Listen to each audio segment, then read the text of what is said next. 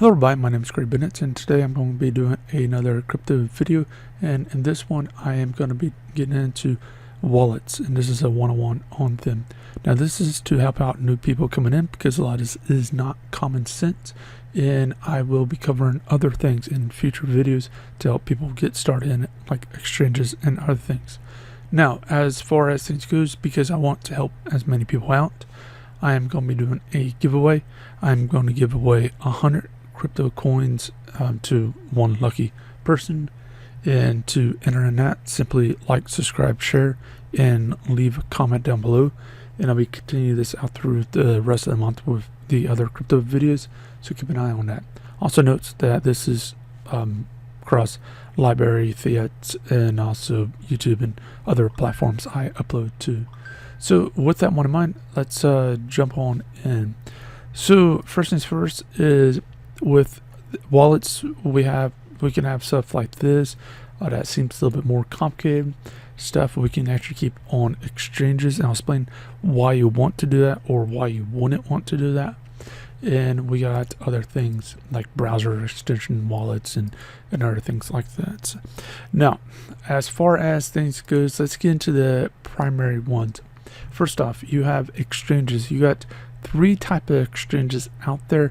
So first, I would call a non-transferable exchange. This means that something like PayPal or Robinhood, where you cannot transfer the coins out, I honestly would advise avoiding those because of that, because there's nothing you can do about that, and a lot of them have very little features to start with. So going into the centralized versus decentralized, you're going to have a wallet already set up, and you're trading to and from the wallet. Whereas centralized, like for example Binance or Coinbase or Kraken, KuCoin, or a bunch of others, and I'll leave links down, a few referral links to help you out get started, but they are centralized exchanges. Basically, like you go to the bank and give them $100, they don't make a small little box aside and throw that $100 in and say that's exclusive for you.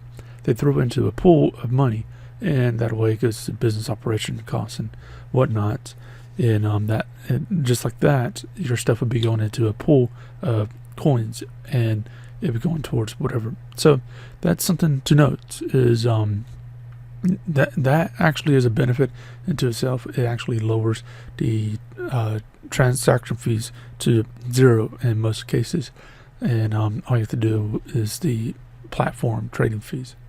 So with that one in mind, the why would you keep it on here?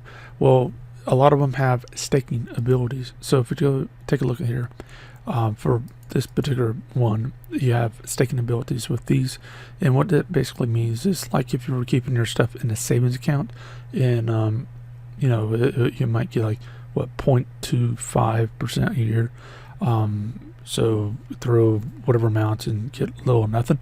Well, here you get a APY of, like, say for example here, 8%. That means that if you throw in say 100 coins of this, then what you're going to get is 8 coins by the end of the year at minimum, somewhere between 8 to 10 coins at the end of the year.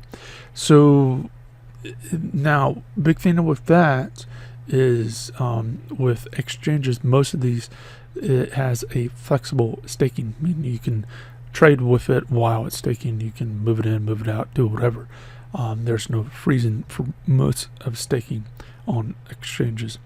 With other places, that's not the case, and that should be definitely be noted, that you could easily lock your coins. So note that, but it's a manual process when you do that. I'll get another video on staking and DeFi, and that way that helps you out. That's a little bit out of the scope. But a big thing to note is that the you can get staking rewards. Next is we got hot wallets or software wallets, and then we got hardware wallets or cold wallets. The big thing to note is you got private key and public key. The public key, if we take a look at here, what we can do if we want to, say for example, go and receive coins, we can actually give the address out, and it will actually allow us to get coins from it. Now, your coins are stored on the blockchain, not software or hardware, so note that. But where's the private keys? That is the question. If it's software or server side, then that means that that's a hot wallet. And the problem with hot wallets is they can be hacked or malware or whatever, and that brings security flaws into it. Whereas cold wallets, like hardware, you gotta have the hardware device. That's where the private keys are stored. What are private keys used for? Private keys are used simply to transfer or deal with contracts and whatnot. So basically you need the private keys to send out coins, whereas you just need a private key to get coins. So you can get coins with a hardware wallet without needing to do any confirmation, but to send it out you have to confirm everything. So that's a big thing to note. And another thing to note is many coins allow you to do what's called Delegate Staking, so you can keep it on like a hardware wallet and stake it and get the staking reward.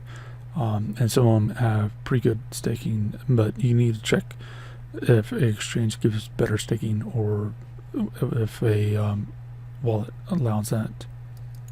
Now, note that there is things like MetaMask and other things that you can get wallets on fairly easily, but one thing to note is you can actually hook your hardware wallet to things like MetaMask, and it is used as a adapter. You're going to have the hardware device with you in order to use it thoroughly, but you can actually do stuff like that.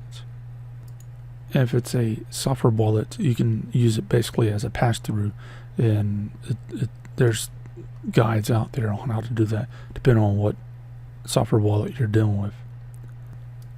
And as an example, we can use something like this, fiat wallet. We can actually go and have the file on our system, which would make it into a hot wallet, or we can use our hardware wallets to do this stuff, and that's an example. Another example is something like here, let it load. We can keep it here, and we can use this as a hot wallet. However, I have it linked up, and it requires my hardware device, so it's cold wallets, and we can go in. I don't have to plug in my thing. I don't have to do anything weird. Basically, I can pull it up because it looks at the blockchain itself. When I am transferring out or trying to do something like signing a contract, that's when I need a wallet.